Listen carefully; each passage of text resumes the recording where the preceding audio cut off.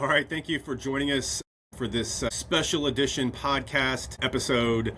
I guess we could say this is affiliated with Citystate Podcasts. Also, I don't know, I've heard rumor of maybe a Streets for People podcast. I can't confirm that. I don't know, but here we are. My name is Pat Smith, coming at you. I'm going to throw it over to Michael to introduce himself. Hey, I'm Michael Schnuerle. Relevant to this conversation, maybe I'm the current sitting president, volunteering on the Highlands Douglass Neighborhood Association, also on the Streets for People board and the Friends of Bardstown Road board. And then my background is I have done some city work in data in the past in Louisville, and currently I'm at a transportation nonprofit that helps cities manage public space digitally in a way. So anyway, that's me. That's my background. Happy to be here. That's a lot of hats. You're very involved. You do a lot of great work in the community. And we this is not our first time doing a chat. We talked about the interesting, I guess, review of merger through Kentucky state government. Is that 2 years ago at this point? Good gosh. Yeah, but, the Merger Review Commission, man, I was revisiting some of that. It was so frustrating how the state folks just sort of railroaded their own version of a data analysis to communicate their own version of a story to then change laws. So yeah, we had a great talk about that frustrating experience. I'll throw a link to that scantily viewed video up on this when we post it onto the various platforms. But yeah, thanks again for joining us. We're here to talk about roundabouts. We're doing this because there's been a really interesting proposal from KYTC as a part of a larger and continuance of Bardstown Road improvements, traffic improvements there, which a lot of that stuff happened. Gosh, it's been a while now, but this is like kind of part two. I guess just as a little intro, Michael, do you want to talk a little bit about the sort of original improvements and then sort of what this next phase is about? Yeah, so KYTC, we're talking about Bardstown Road. It's a state road. KYTC, our transportation state agency, they in 2020, I'll go back even further. Our councilperson, Brandon Cohen, created a safety study plan for Bardstown Road in 2018. And then KYTC was coming along and saying, look, we're going to repave. So we have the chance and we have some funding to do some work. So that was around 2021. In 2022, I think is when it got implemented after some feedback. And they basically redid the layout of the street from Bonnycastle north to Broadway. And overall, like especially from Bonnycastle to, let's say, Baxter and a little bit farther north of there, I think it was a significant improvement. It used to be 2 to 4 driving lanes, depending on the time of day.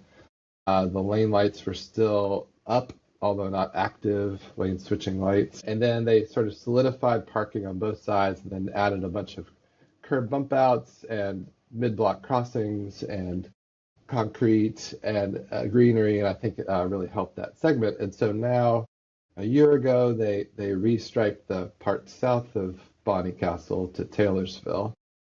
And that was more just to get rid of the lane switching markings and sort of again solidify with paint some of the on-street parking. And now after that was just sort of a quick refresh of paint.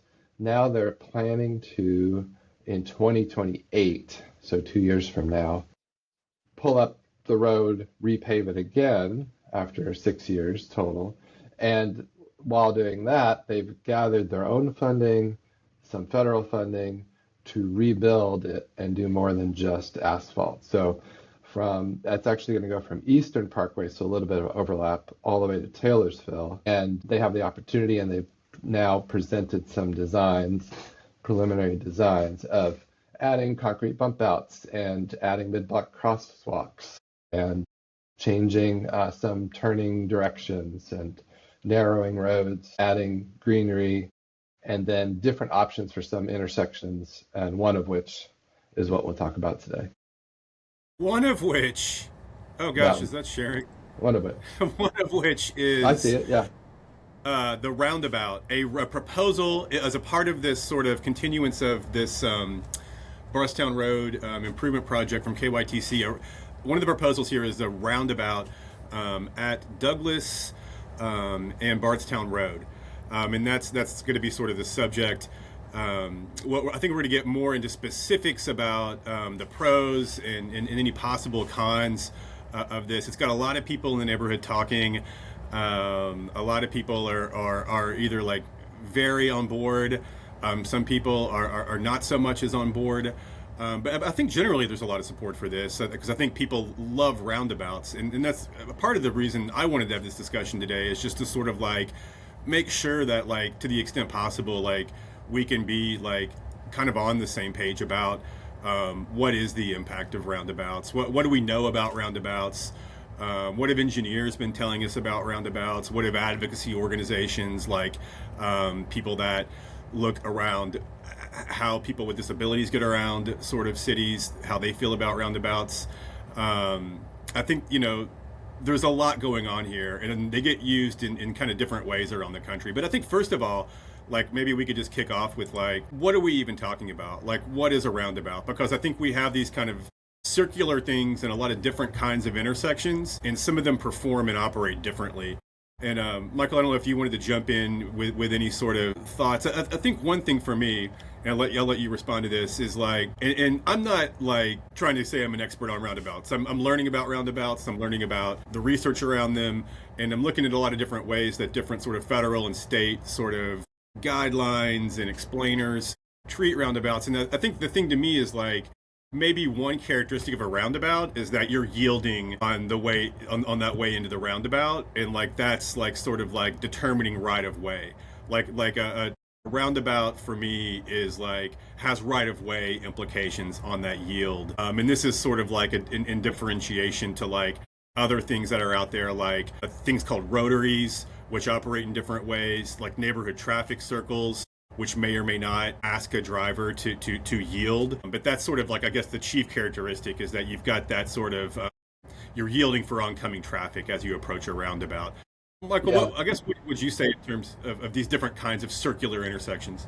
Yeah, I agree with everything. I think, but there are some what I would like call a roundabout where people also put all-way stops at the roundabout. Like we have two nearby, which is the Daniel Boone statue and the Cherokee Triangle previous Castleman statue area. They both, maybe inexplicably to me, have all-way stops instead of just yields. That could be because of the size of the driving lanes in that circle. There's sort of like 2 to 3 driving lanes without any markings, so maybe they just want people to slow down. But in general, yes, I think in general the way roundabouts should work is it's a yield situation where someone entering the roundabout has to yield. It's supposed to yield to other cars and to people crossing the intersection by foot. Yeah, I think that's good. Yeah, I know you have some images of different roundabouts. We could sort of maybe show them and then talk about which one we think aligns with the Douglass proposal. Yeah, I like that.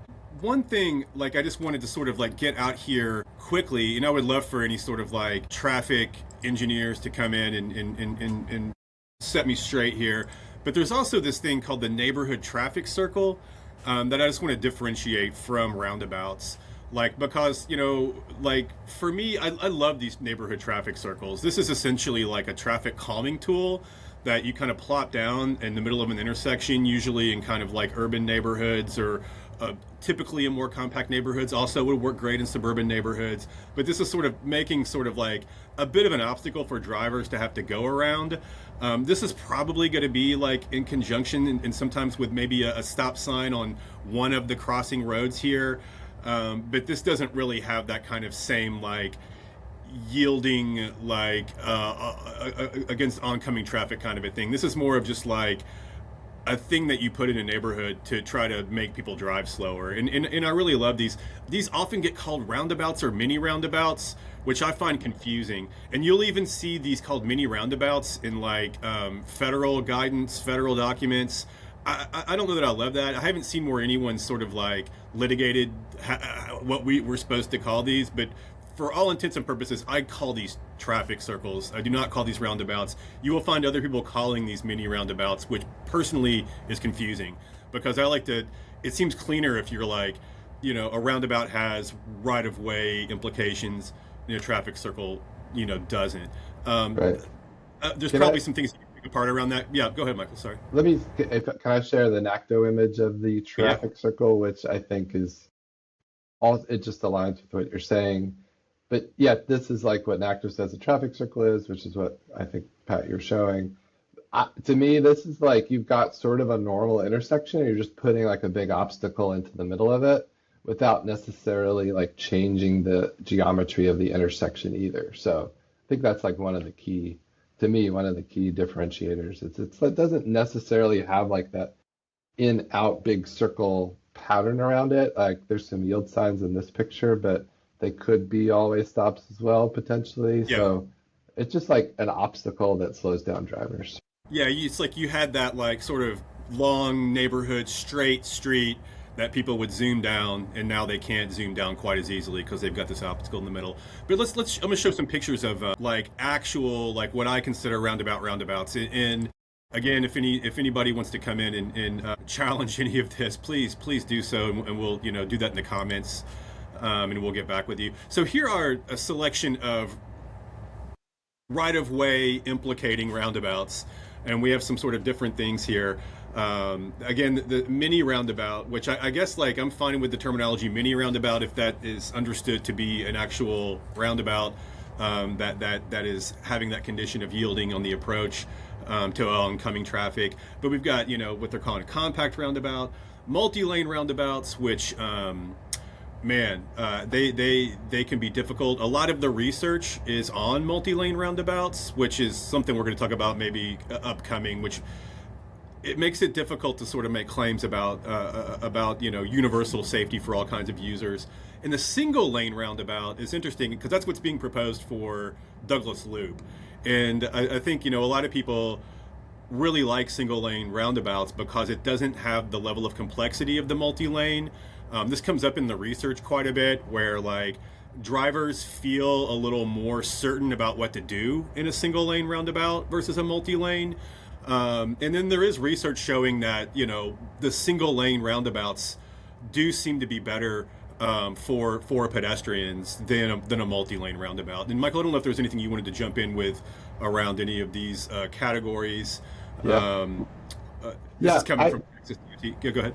I think something that looking at these categories, when I've been talking about the Douglass proposal, I've been calling it a single lane roundabout because it is a single lane.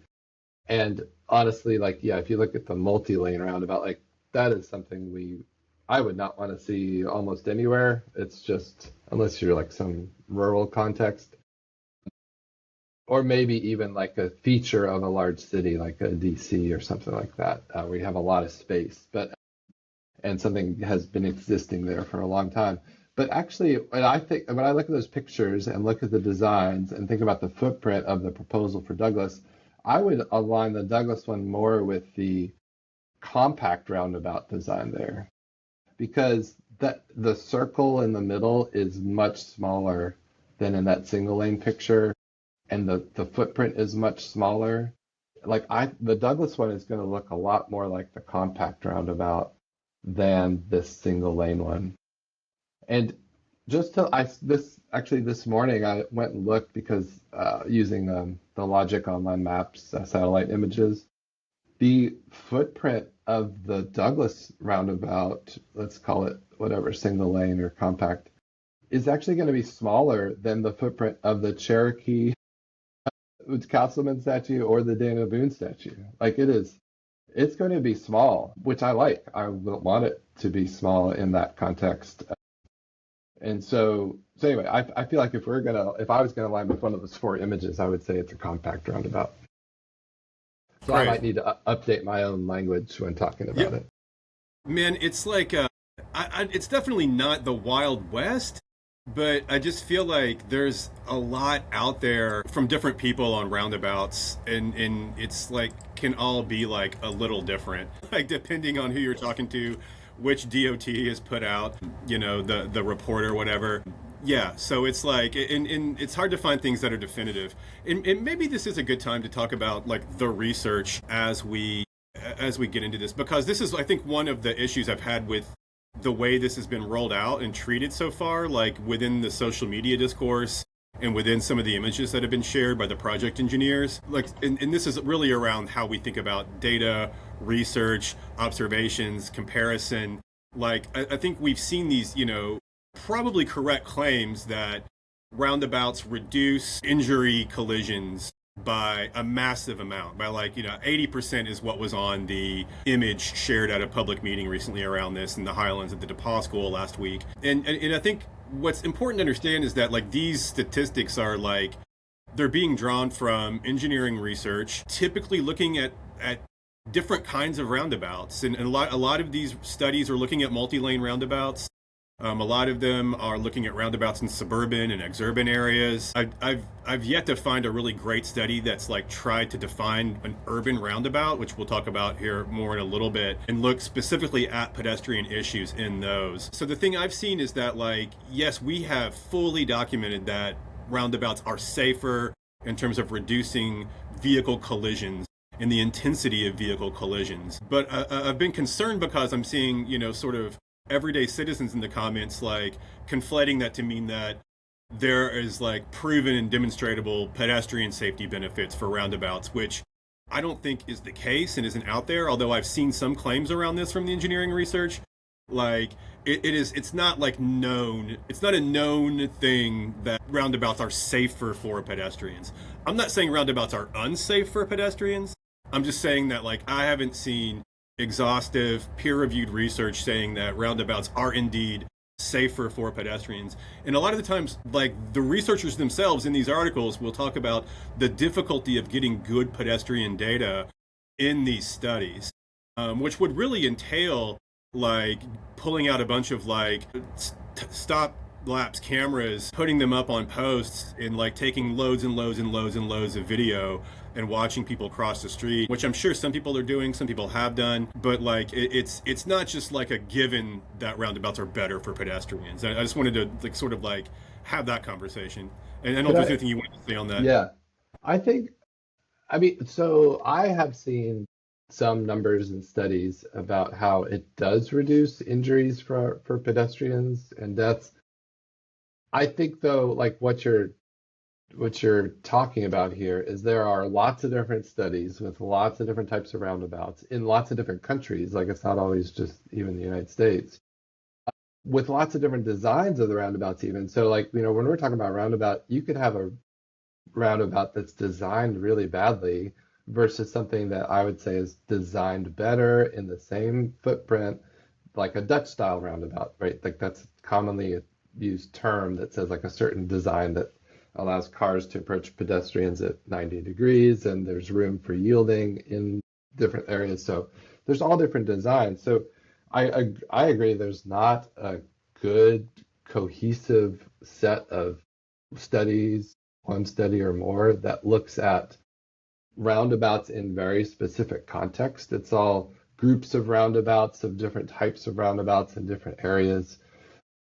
So I think the jury's out on a lot of the data, but I do feel like the data in general is saying reduction in crashes, reduction in fatal deaths, injuries, and I've seen pedestrian injuries. So actually on the project page for this project that KYTC has, I think it's on the project page. Now I'm trying to think about where this is, but they basically say 40% reduction in pedestrian injuries with roundabouts.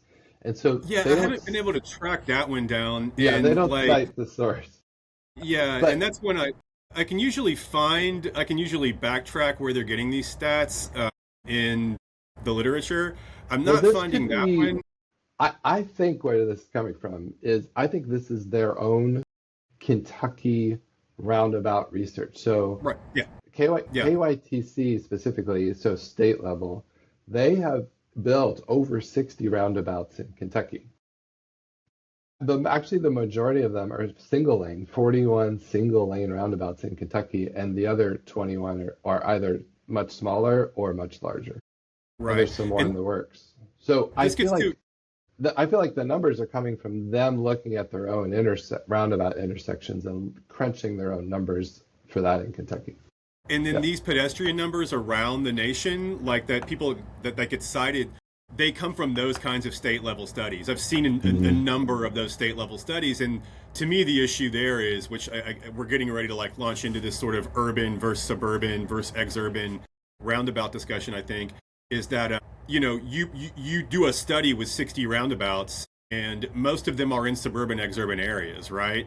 So like, you've had maybe 4 vehicle and pedestrian collisions at that suburban roundabout, and then now there's one, in a similar time comparison range, and you can make that claim. But I guess like to me, like I'm looking at like the implications of roundabouts in a more walkable, busy, vibrant sort of area, which I'm not seeing those studies from a lot of DUTs or really out there at all, where people have tried to differentiate an urban roundabout versus one that has much less walkability, vitality, vibrancy in the immediate area around it. Before we get into this sort of urban versus suburban thing, though, I wanted to touch on what you said about like Dutch roundabouts, European roundabouts.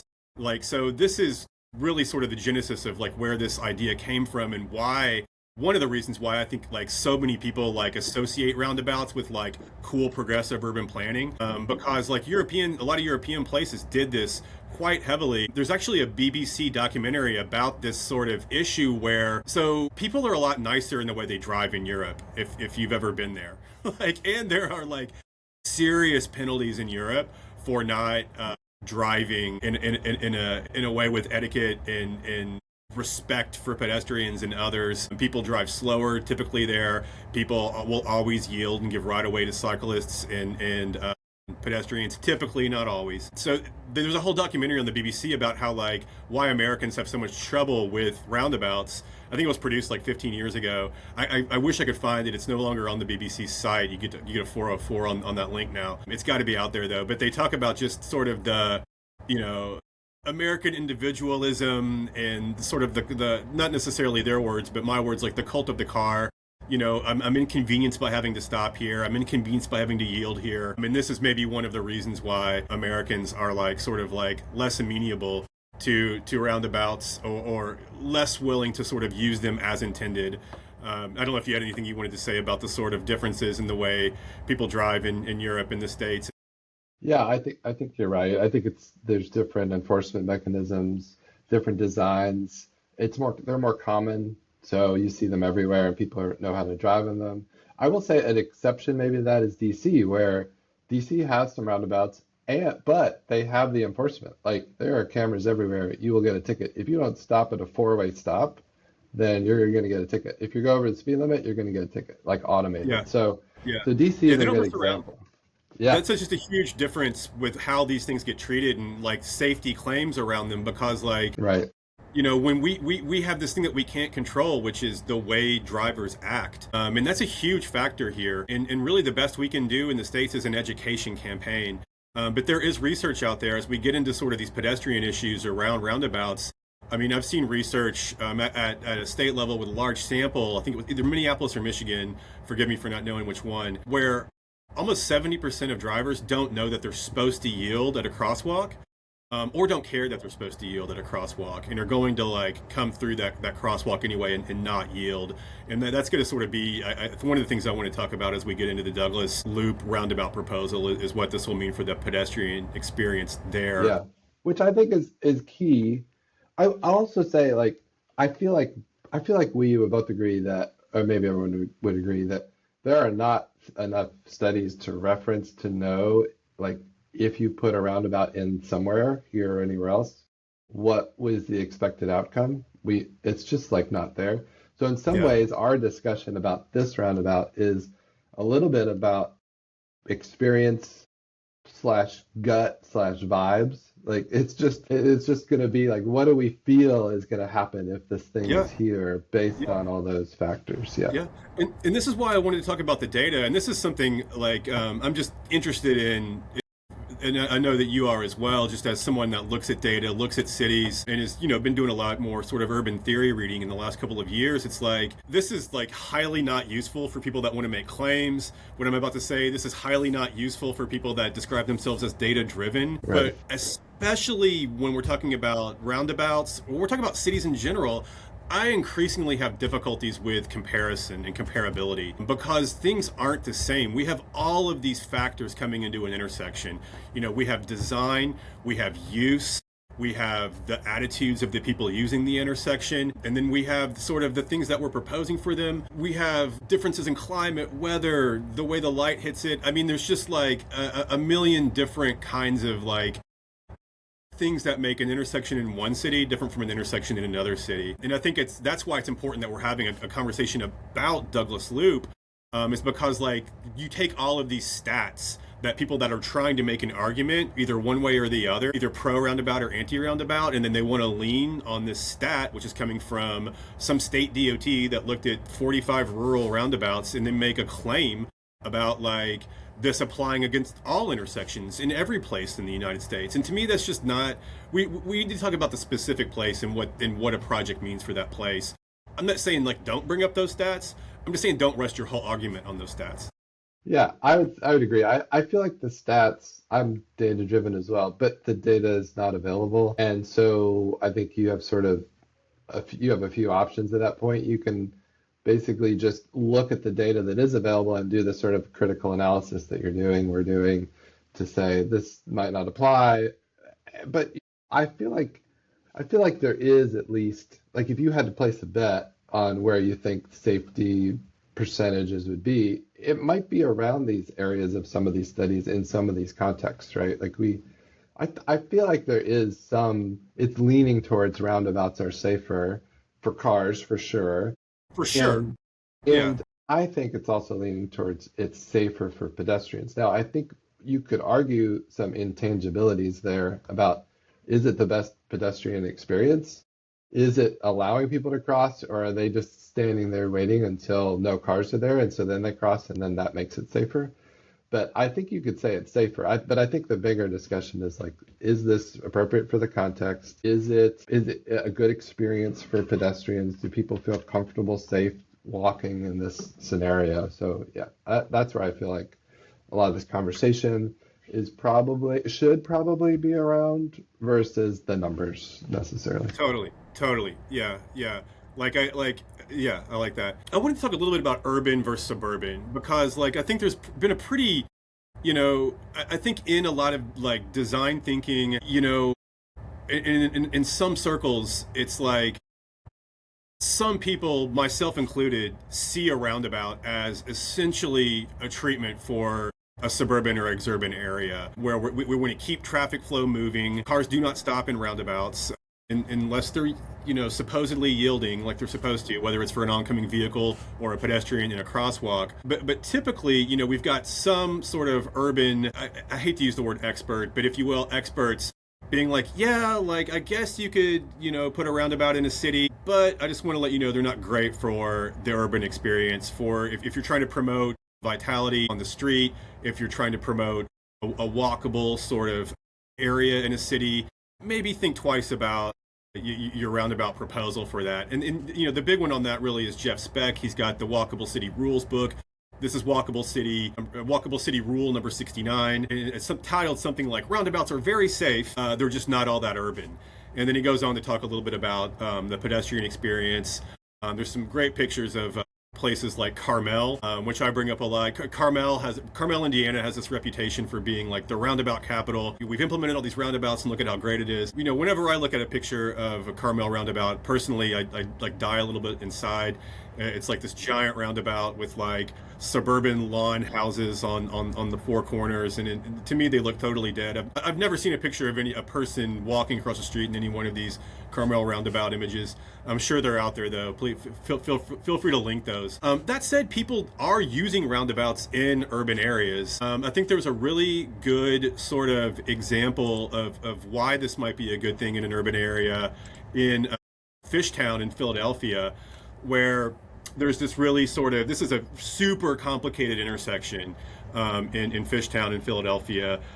three sort of neighborhood streets coming through here. And this had 10 accidents in a 4-year period. And so like the city was looking at like, what can we do here? And I think there was some people that were interested in housing development at this intersection as well. So a plan came together to sort of configure this roundabout. This new building, the sort of wedge-shaped building, was built kind of right after they finished the roundabout. And people really seemed to like this. It took what was a confusing, intense traffic situation in an urban area and made it a lot safer. I think there was a little bit of backlash, but I think in the meantime, people have seemed to have liked this. Supposedly, this has led to more economic development at this intersection, which before this happened, this was kind of more vacant looking and a little bit like less filled in as you see it now. But this seemed to be a good solution for Philadelphia in terms of an urban roundabout. I will say too, like this one we're looking at is also significantly bigger than the one that could go in at Douglass. Yeah, and let's maybe take a look at Douglass here. I think I've got it up here. I'm just going to pop this up. I think can I also, Pat, before you move on to Douglass, with the experts in the field talking about roundabouts, I think this is a scenario too where I think you'll find experts saying different things depending on the expert, depending on the context of the roundabout. Speck does say in his book it's like less walkable than, let's say, I don't know if he says this, but I would say it's less walkable than an all-way stop. Like I'd love to see all-way stops in most places versus a traffic light or a roundabout. But I think, but you'll find other people that are like pro-roundabout. Like there's this guy, Andy Banau, who's now the director. He's an author too, thinker, director of the, I think Richmond, Virginia Transportation Department. He likes the roundabout, and I've actually shared the Douglass one with him, and he says that's an amazing solution for that intersection. So he likes it. But like I think it's also split on experts, authors, urbanists, which is why it's actually partially why we're having this conversation. I think you're like maybe 99% anti-roundabout in most contexts, and I'm probably 95% anti-roundabout in most contexts. And that little difference is enough to have a conversation here about, is this the right solution for this context? Totally. And you're 1,000% right about, there is not like a consensus of urban design experts saying roundabouts are bad. That is not what I'm saying. Sorry to imply that. Speck was one example, Right. And even I think Speck himself, I wouldn't be surprised if he was like, this is a great roundabout project for Douglass Loop. I wouldn't be surprised. Sometimes people, this is also a controversial subject in some respects, but and I think this goes back to this sort of like idea, and I kind of hate to phrase it like this, but it maybe is a little funny, but I feel like a large amount of like the urban curious public has been roundabout pilled. It's just seen as this sort of like super progressive thing. And like, as you're intimating here, I think like, let's just think a little bit more about the implications of a roundabout in specific urban settings. So another sort of thing I found interesting, and this is not a definitive thing either coming from the experts, there's a really great organization that we both like and respect a lot, National Association of City Transportation Officials, NACTO. They've got a couple of sort of like competing like documents and stances here, just to illustrate what you're saying. They have an urban street design guidebook, right? Roundabouts are not a chapter in that about like how to do that. They have mini roundabouts in this book, and maybe that could like lean into your compact roundabout argument, Michael. So maybe that's one way to look at it. But they're not saying like, yes, roundabouts. The same organization has a page showing you how to, in the best way, introduce a great bike lane into your roundabout proposal.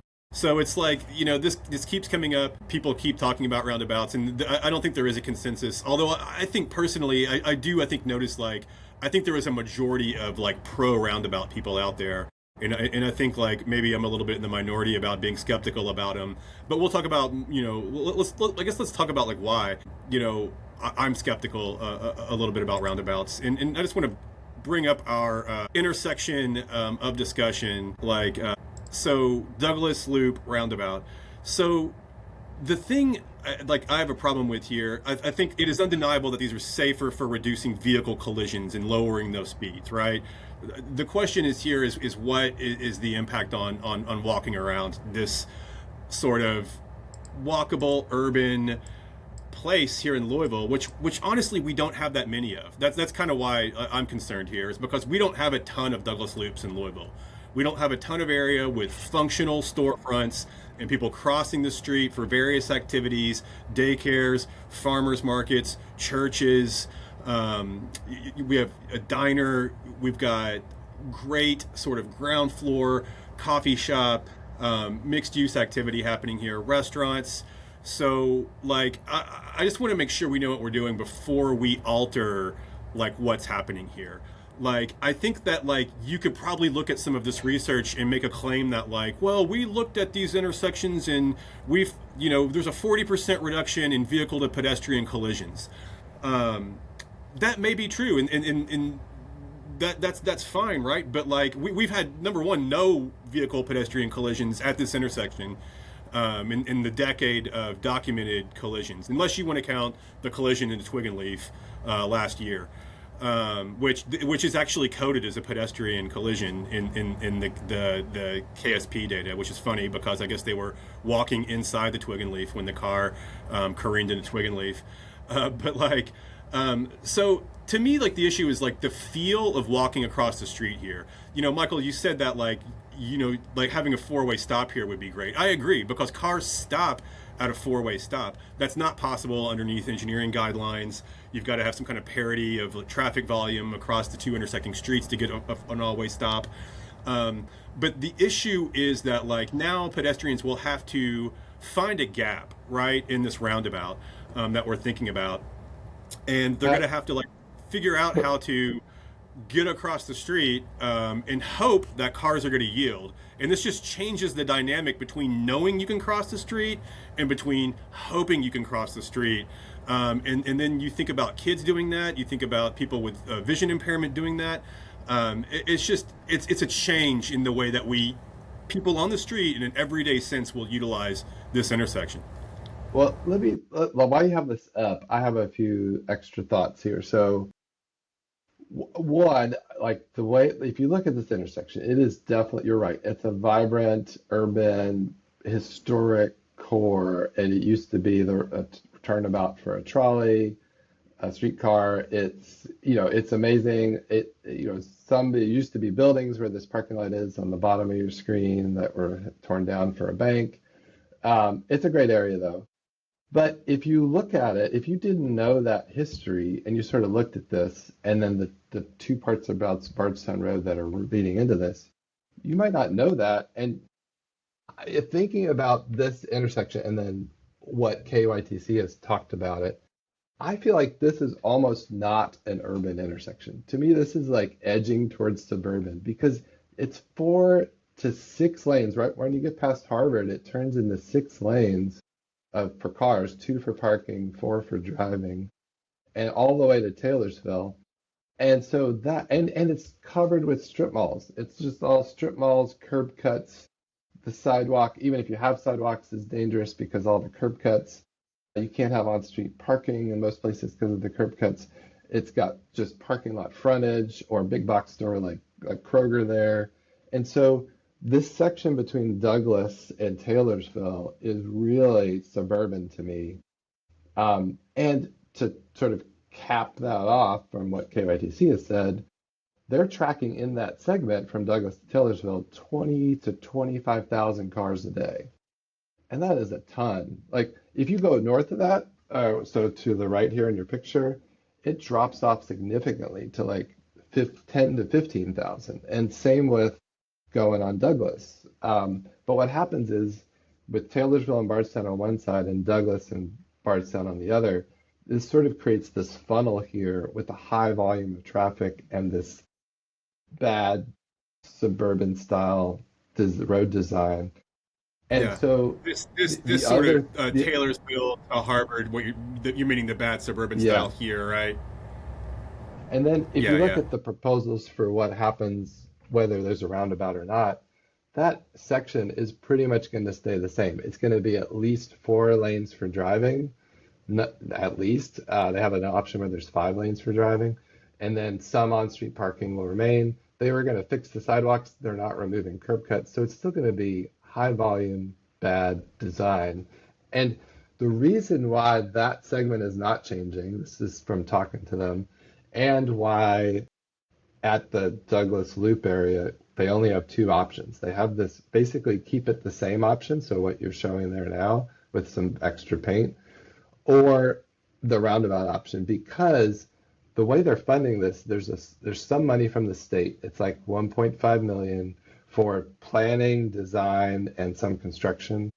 Most of the money, though, is coming from an HSIP grant from the feds, which is a highway safety improvement project. And so they have to be within the guidelines of that. And so they are actually, like I said, well, why can't we build the road we want instead of what we have? Why can't we make it 2 lanes coming south out of there and instead of 4 lanes? They're like, well, the grant won't allow them to do that. It has to maintain the same traffic flow or better while improving safety as much as possible in this context. They also have another part of the grant, which is signal money to rebuild all the traffic signals and put new ones in and change their orientation based on the new lane markings. So they're sort of, in some ways, hand-tied. And so with the amount of traffic there, I think, to me, the big discussion is, within those boundaries, do you want to leave it as is or put a roundabout in? And if it's as is, like I cross this on bike or by foot a lot, you do too. My kids do it. My kids do it on their own. And this is not, even though you have a stoplight, this is a bad intersection to cross, because even though you have a stoplight one way, cars are turning from 2 other ways at the same time, and they don't always see you, and they don't always yield to you while you're in the crosswalk or while you're starting to cross. So it's a confusing, large sea of asphalt to me that is already, to me, is like already very dangerous to cross. And I feel like we're just lucky no one has gotten hit by a car there recently.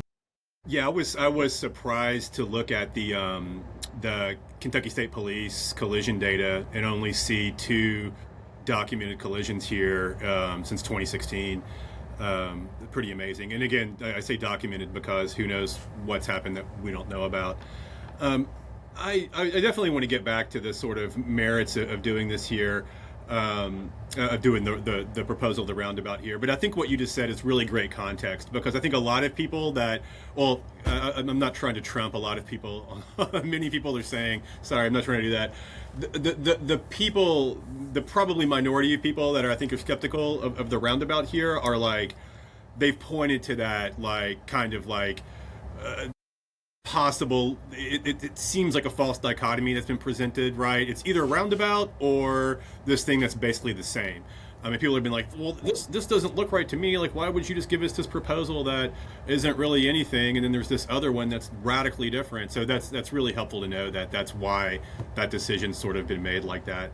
There's sort of another thing. Go ahead. Well, Pat, back to like sort of what we were talking about before, and let me see if you agree with this.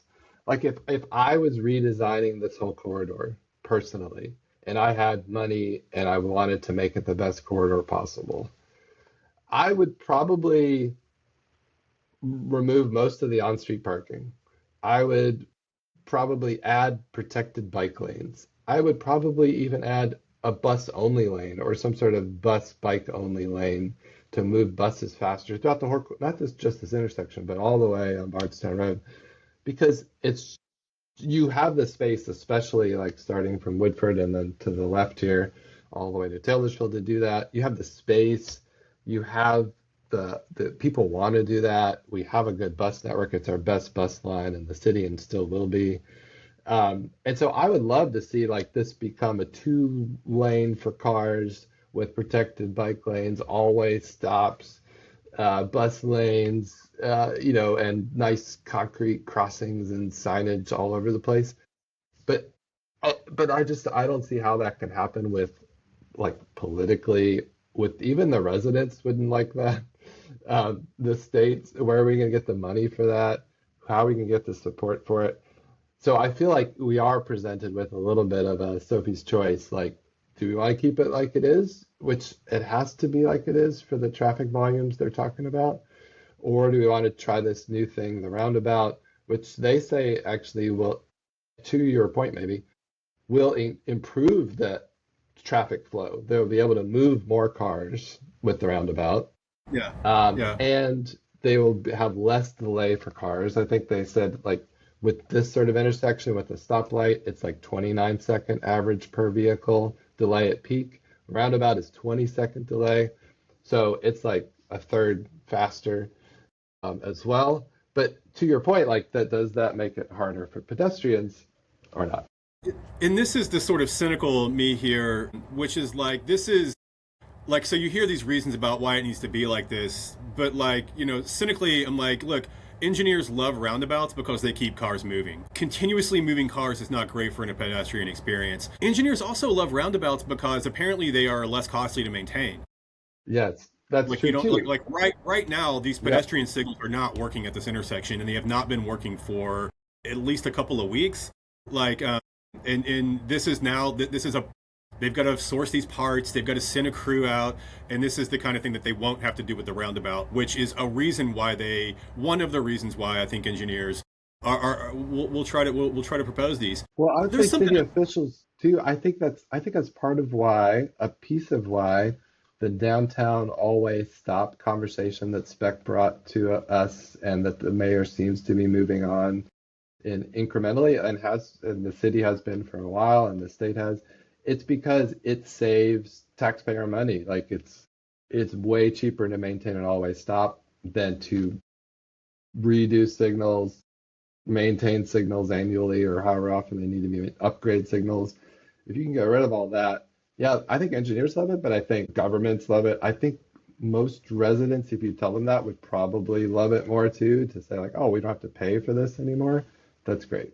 So, but I feel like, yeah, this is like to me, that's a benefit of the roundabout is we don't have to all those overhead wires, the maintenance of that, the rebuilding of it, because part of the cost of keeping it status quo in this proposal is they are going to have to rebuild all those lights and put new signals in because they're doing that the whole corridor. But that uses that money for signal rebuilding that they could have done for other concrete or even the roundabout. Yeah, great point. There's an interesting thing here, and this relates to something that the Highlands Douglass Neighborhood Association put out, which is like a list of 87 reasons why the roundabout here is so awesome, I think. 16. It was 16. 16. We didn't get that high. One of which relates to something said at the DePaul public meeting, the DePaul school public meeting about this last week, and I think it's interesting as well, because one of the things that you put in there, or someone put in there, is like it's a bold gateway to the Highlands, right? Yeah. Let me say who said that. So Stu is our vice president of the Highlands Douglass Neighborhood Association, and he was the president for a few years, and he obviously lives in the neighborhood, but that is like his big thing. Like he doesn't actually care necessarily about the safety argument or whatever. He wants it, and he wants that to be number one on that list because he's like, this is something different. It's bold. It's not status quo. It's a gateway to the Highlands. It signals people in that strip mall section that, hey, you've got to slow down now that you're entering the northern part of the Highlands. Yeah. And that's the entrance to the Highlands Douglass neighborhood with the concrete or stone pillars, and now maybe you have a roundabout with some opportunity for art or trees in the middle. So he's like, he's really all in on. But this is not just the Highlands Douglass neighborhood here that affects this. This is Belknap is across the street here. Yeah. So hopefully there's some equity in that gateway signage if we get that here. Yeah, sure. I don't think it would say like gateway to Douglas. I think it would say something like welcome to the Highlands, and then the Douglas and Belknap neighborhood associations would come up with something and help co-fund something, right? Because actually, like that's something to note. Like KYTC is not putting something in the middle; they're going to leave it open, so it's going to be up to city or community neighborhood associations to build something. I'm pretty sure Louisville Tourism has a whole slush fund for those prefab gateway things. Yes, amazing. Well, this is like what I was sort of hearing at the, and I can't remember where I heard this, so I just wanted to run this past you because I thought it was super interesting, and it's on this kind of like gateway, like discussion here. Like, so this is like the gateway to the neighborhoods, and like the idea here from the engineering perspective, right, is that like you are signaling like the move from the Bardstown Road, Highway 150, like transition from that kind of a driving experience into a neighborhood driving experience past the roundabout, right? I think my problem with that like argument is that this is in the neighborhood. Like this like this is in it. This is in the middle of like one of the best parts of the whole, neighborhood, the collection of neighborhoods. So like that's where I'm a little bit like weird about that argument, but like I heard something. But do you want it to be like that big? Well, the original idea where it was 5 lanes, or... Yeah. Sorry, I just wanted to come back to that point. But was there a discussion of this roundabout being here? Because to me, this makes that gateway transition make way more sense. Even though this strip to the north does suck, like as you pointed out earlier, this to me is like the better place for the roundabout that doesn't have that pedestrian vitality, signals that you're entering the Highlands, right? But then, like you said, all this whole area through here. I agree, Pat. Crappy. I agree, and so let's point out that there's a way to leave feedback to the state KYTC about this whole project, all the way from Taylorsville to Eastern. We're talking about the roundabout mostly, but this whole area is up for feedback and discussion. I would love to see a roundabout there. That would be amazing. I talked to them about that at that meeting, some of the engineers, and we looked at the map and all this. They tried dozens of ways to fit a roundabout or a mini, even like one of those like plop a circle in the middle thing down there, and they couldn't do it. And part of it, and that's why actually, if you look at their proposal for this intersection, it's still pretty crappy. The only thing they're really doing is adding like another crosswalk to make 4 here. But it's still pretty crappy because they say the people coming from Bardstown North that need to turn onto Taylorsville, and then even TARC buses that are actually going down Trevilian here in Taylorsville need to make these turns. And so they couldn't figure it out. They couldn't figure out how to even reduce the lane count, because I was like, why is there 4 lanes here all over the place? Like, can it be 2 to 3? But they're keeping all the lanes basically and keeping it sort of as it is. And they're adding a little bit of concrete and a little bit of buffer. But yeah, it just sucks. So if we as a community, you and I, should we could leave more feedback about that to say like we'd love to see something different here. But I will say they've tried to figure it out, and my impression was like they can't figure out how to make that better and still meet that like 20 to 25,000 traffic flow because a roundabout doesn't seem to fit. Yeah, it's really tight right there. I mean, this is just like this is probably one of my top bummers in the whole neighborhood is this intersection. Oh, yeah. Let me show you another one real quick, because this relates to, I think, the sort of pedestrian feel sort of argument I'm trying to make around why we should think about a roundabout at Douglass Loop and maybe consider it. This intersection here by the Kroger, or this crosswalk by the Kroger here, I don't understand this. Like, this is so dangerous. Like, we're implying that people can cross here. So they're changing that. And they are changing that one, Pat. So like they're going to get rid of it here, and they're going to put it basically in as a mid-block crossing in front of the Kroger. And the reason they're doing that is because it alleviates that approach from that turn from Taylorsville up the hill where you can't see people. But they're also adding concrete and flashing beacons like they do at Edenside at that new mid-block crossing. So it's a shorter crossing. There will be flashing lights, and they're moving it out of this weird intersection. Right. I mean, I said though, like, this should be you should only cross 2 lanes here. Like, why do we have to? But then they're back to this. We need 2 cars each way, 4 lanes total. We can't narrow it more than that. But at least they're narrowing it and they're moving it. But yeah, this one stinks. This crosswalk illustrates, why I'm concerned about the pedestrian experience at a roundabout for Douglass Loop. Because, so the other day, a woman was trying to cross here. I stopped.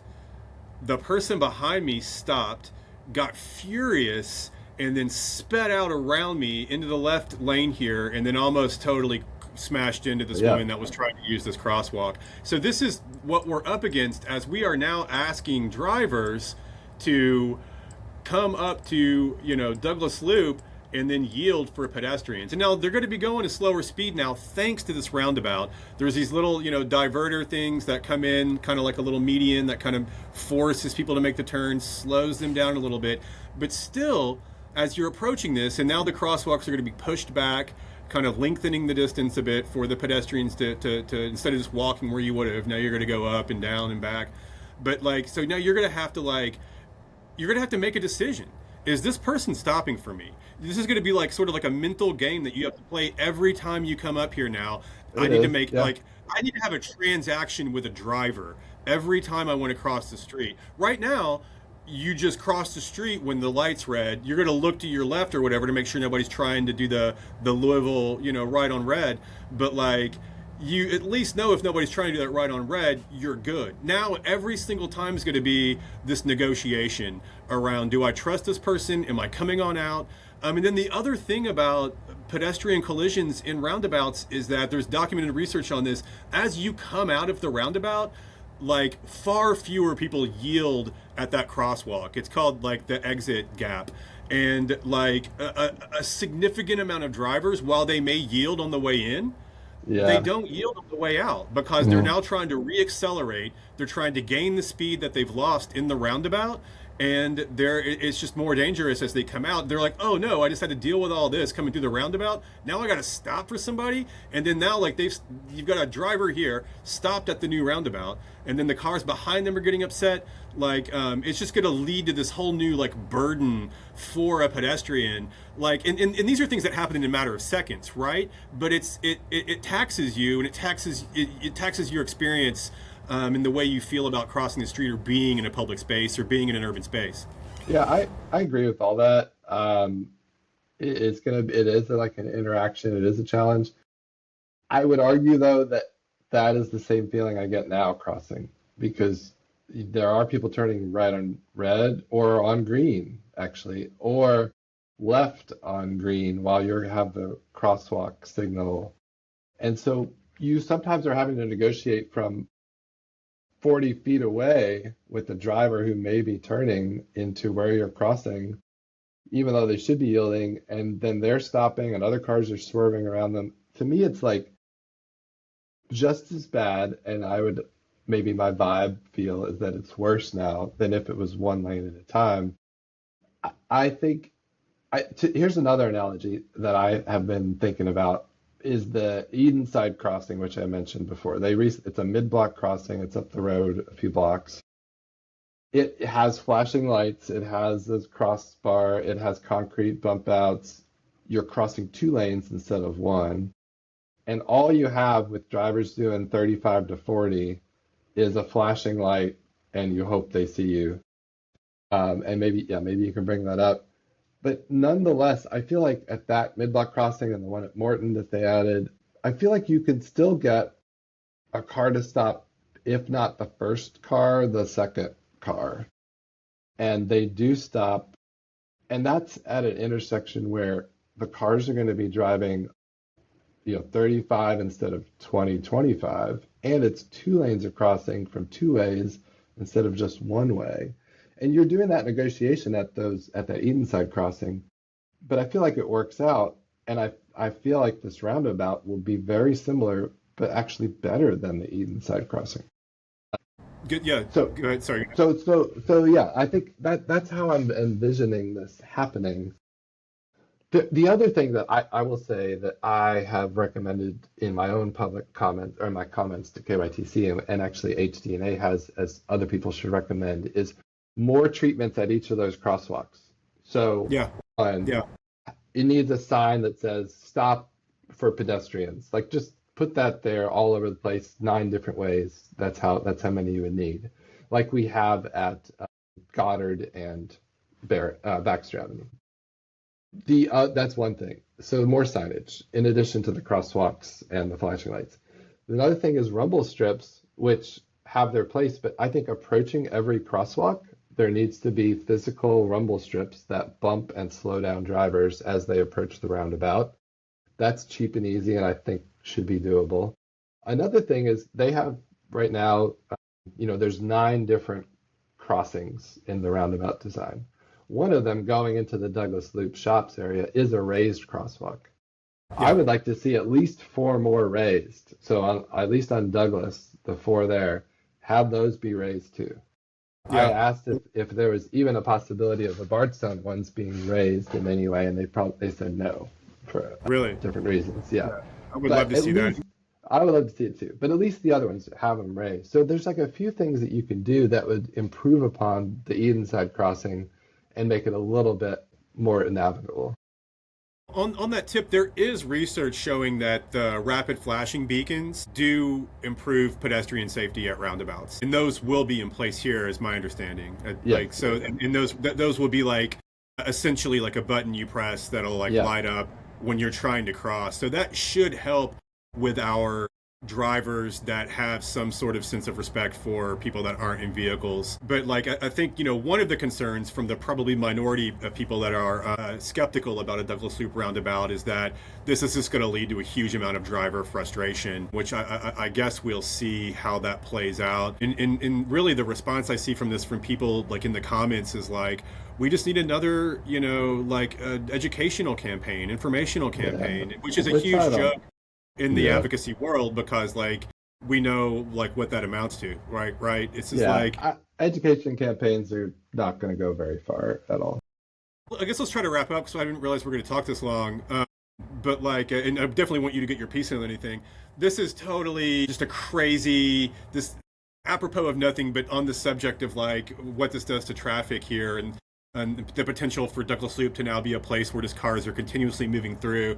I asked Gemini to do a little calculation for me based on a 25,000 car traffic volume, total time to get through, assuming 1,400 cars per hour get through a roundabout of this size, assuming every car is moving 20 miles per hour, which if you get hit by a 20 mph car, you're probably going to the hospital, but you're not dead. 17.8 hours to get all those cars through.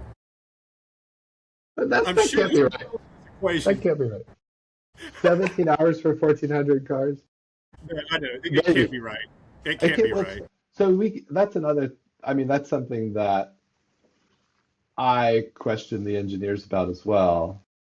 And when I say engineers, I mean there are KYTC employees. They're hired a company called, what is it, KQ4 or something? Q4? Yeah, that's the consultant. Yeah. The consultant that also has engineers and designers. So it's multiple people. It's not just the nebulous engineer. But they said that they have done models, and of course we know as people in this space, the models are typically wrong in various ways. Traffic is overestimated or whatever, delay is overestimated. But they have said they've done multiple models, multiple ways, multiple, I guess, softwares or modeling options. And the roundabout wins every time and can move those cars better and faster. But to me, that's fine. And so honestly, the movement of cars is less of my concern. If it's going to back up cars, okay, I'm sorry, there's probably too many cars. Maybe some people who are in the neighborhood could opt to walk at that point or take the bus or whatever. I'm a little bit of that induced demand and pain point. I will say, if you look at their charts for the 2 options of traffic signal or roundabout, they both grade each option as a level C. So they're both level Cs, which is bad. Used to be really bad. They try to get to traffic flow B or A, but they are comfortable having a level C. I think because of safety.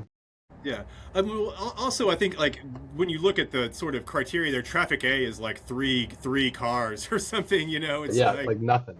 So traffic level C is not a C grade on a paper. It's it's an okay thing to reach for as an engineering outcome. If your goal is moving cars, which is never my goal.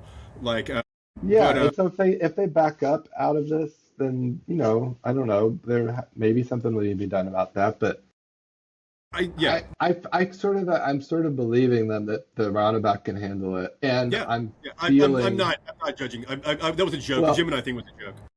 Yeah, okay. And I'm feeling though that the crosswalks can be even better than what is proposed now, and it will be okay. Because here's the thing, maybe to your point about congestion, you only need one car to stop, and then they all stop after that car because it's a single lane. It's not two lanes. It's not a wide crosswalk. It's not you're not crossing two lanes at once even. You're crossing one and waiting and then crossing another one.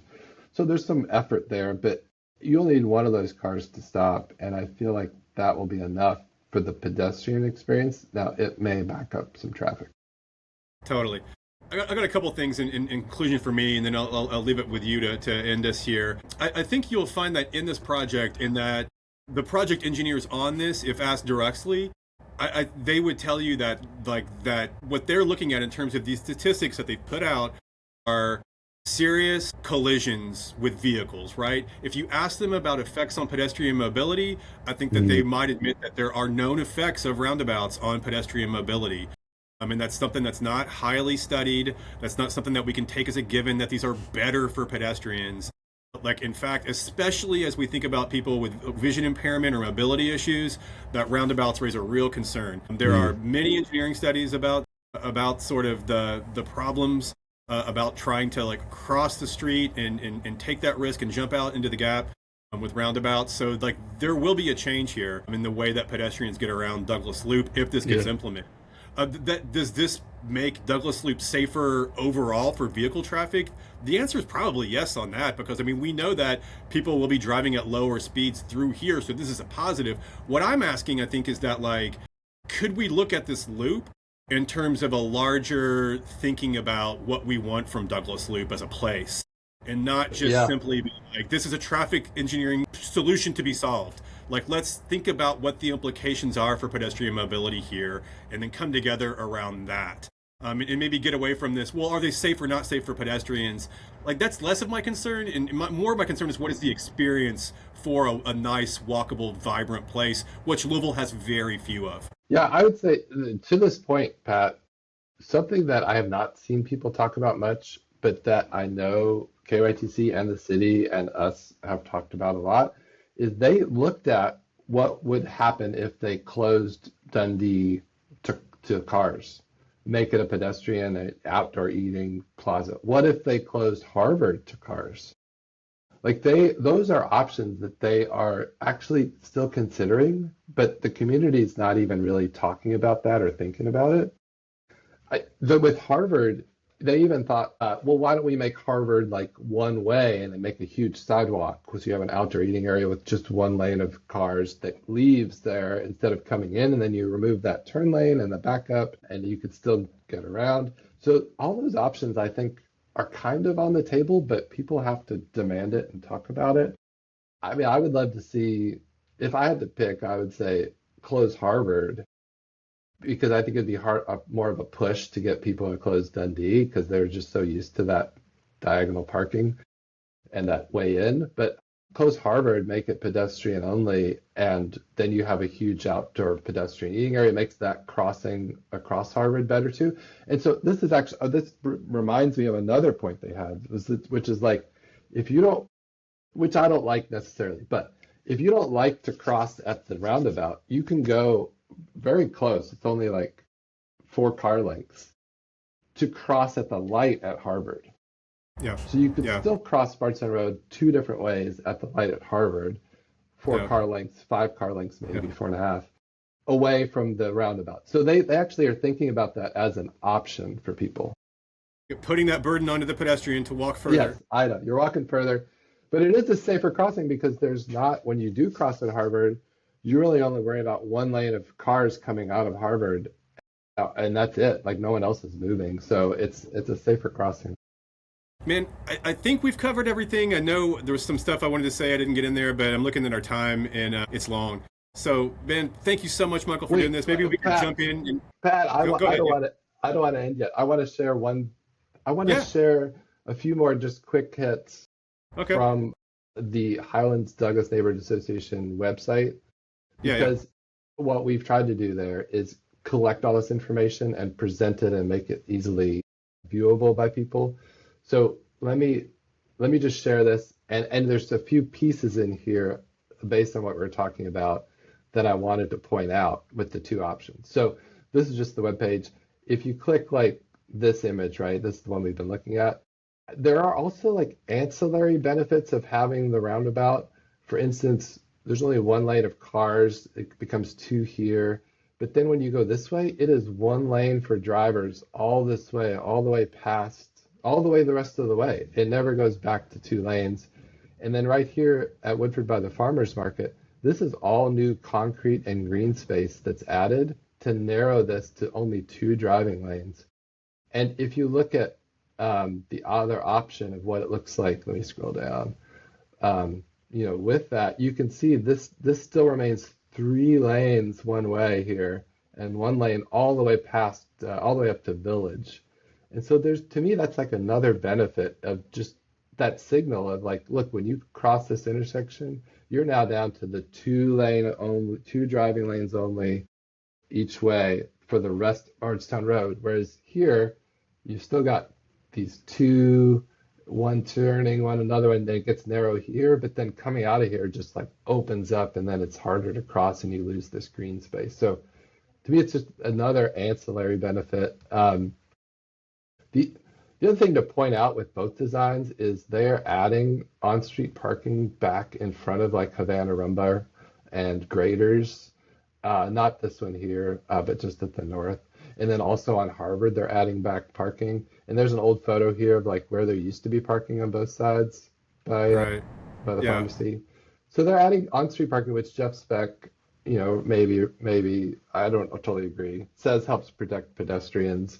I'd rather have trees. I'm imagining the parallel parker shutting down the whole one lane of traffic. Yeah. And all the angry people like trying to get through the roundabout. That's where my mind's going. That is great. And I do love this idea of this like transition in street design from the highway to the neighborhood. I just really wish it didn't have to be right smack dab in the middle of this node. I wish it could be down at that Taylorsville like we looked at earlier, because I think that's huge, because that is the problem with Bardstown Road, is that people are coming off that highway section and still acting like the part that's through all the neighborhoods is still a highway. All the way to speed, Whatever happens, this Douglass Loop probably will have a good impact on that. I just hate to see the sort of feel on the street change, which this loop will change the feel on the street. And is that worth it? That's kind of the question I'm asking. And I think a lot of people think it is worth it, but I think it's worth having the conversation first and not just jumping to these sort of claims that roundabouts are always better for pedestrians. That's the thing that kind of bothered me about this. I've seen that out there. There's quotes out there where people are like, no, it's just a known thing that roundabouts are always better for pedestrians. I know. That is not a known thing. There's the opposite of that too, where like roundabouts are horrible no matter what. Like that's where I used to be, and I've educated myself, and now I can see where they can be a good thing, So I think it's good to have an open mind about these things, and to realize that like every place a roundabout is proposed is a different kind of context in place, and maybe when they're changing the way a neighborhood commercial node works, let's stop and think about that before we start like throwing out stats and arguing. Let's think about the pros and cons, because I think there's both. Yeah. The last thing I want to point out is this is like the closest picture I could find of like an orthogonal view of a roundabout that kind of is going to be like this, although this one is actually still is too big. Like the center with the apron is going to be more like just this inner part here, and these lanes are going to be narrower than what they are showing here, and there's going to be some raised crossings, but that's kind of what it'll look like. And then where was that? I don't remember. Someone sent it on Facebook as like they posted. I'm sure I could reverse image search. I think it actually might be in Virginia, if I'm right. Cool. Yeah. And then like this is some editorializing going on here, but but the bold roundabout option is like, your cars are only coming from one way and there's one lane to cross. But this other option, oops, I clicked the wrong thing. This other option is what I'm talking about. Like when you're crossing these 4 to 5 lanes now, this is their design with a little more concrete. You can see some added concrete to make it as good as they could.